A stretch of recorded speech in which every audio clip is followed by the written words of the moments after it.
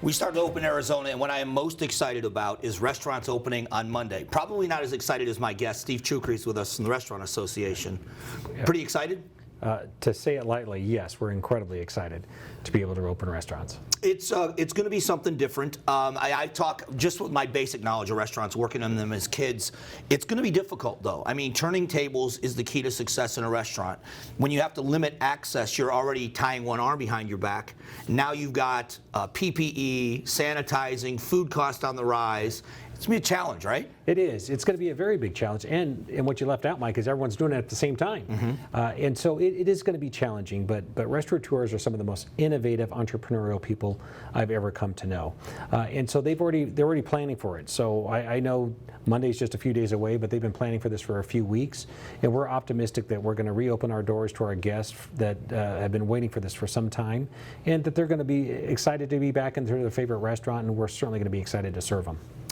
What I mentioned on the radio show this week talking about the opening is that the combination in restaurant, the industry, is you've got artists and you have to have a business mind, because it is a combination of both to develop the right experience, not just the menu, but the ambiance and the atmosphere, but to have the business sense to keep that going. That's such a unique talent, and there's so many of them here in Arizona. Right. You can't stub your toe here. It is very competitive. You raise an excellent point. I joke, as you know, I'm a native of Arizona, and growing up here, we had two kinds of food. We had Mexican food, and then we had a different kind of Mexican food. Right? That was it in the 70s and 80s. And then, all of a sudden, we started to become a test site as a state. No one knows that. In the 1990s, pitas were being tested in here by some major national brands. So when you start to look at where we were just 3-4 decades ago to where we are today as a culinary scene, the culinary diversity of Arizona has never been greater or better. When you look at quality of restaurants, and I live in the Arcadia area, and I laugh at how spoiled I am. You know, you wouldn't drive over 2 miles sometimes because there's great food everywhere. What are the challenges when you look at opening from a customer point of view? What are they going to face walking in? Well, the customer is why we exist. We can't lose sight of that, because many people say, oh, you're not going to open safely. There's a lot of critics out there. And what we're saying to the public and to restaurateurs alike, to my restaurateurs, I'm saying open when you're ready to. To the customers that are coming in, saying we're going to take just as good of care of you as we always have.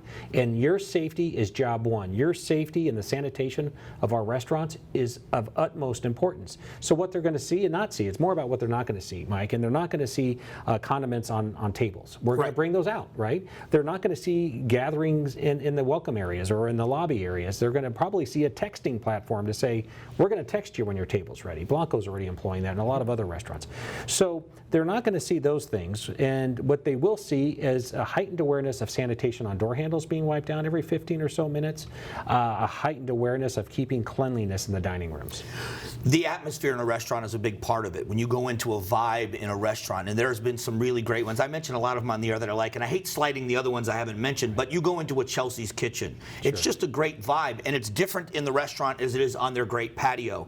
How are restaurants, what is the challenge there for a restaurant to maintain the vibe for the customer, but it also maintain the safety? That's got to be a big issue. No, it's a major issue, and I like to joke that of the 9,000 restaurants across the state of Arizona, all 9,000 are my favorites. So I'm not allowed to have a favorite, just like you're not allowed to mention too many. However, that being said, is they are working on that now. Restaurateurs are looking at how can we properly space tables on a patio. The city of Phoenix is doing a remarkable job, and they reached out to us to say, we want to do an extension of premise, which means you can serve alcohol in a larger area outside, or can we use a right-of-way, those types of things. So we're being very nimble, but we understand distancing is going to be very important for the comfort and confidence, truly, of our guests, and we're going to make sure that's evident. Now let's talk difference between breakfast, lunch, and dinner, because Monday morning breakfast restaurants, let's say, are opening up, but you're still looking at people on their way to work.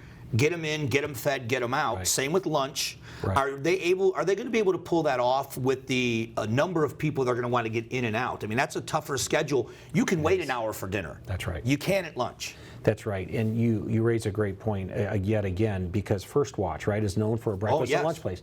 We help them bridge the gap, if you will, by pivoting to takeout. However, it wasn't working. It just wasn't working for them nationally, and so they made the decision to close their doors. So now they're going to be very excited to be able to reopen, but they also know the responsibility that comes with that to be able to turn tables fast with fewer tables.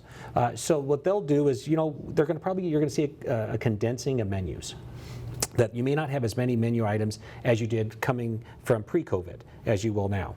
That will change. People have to be patient with us.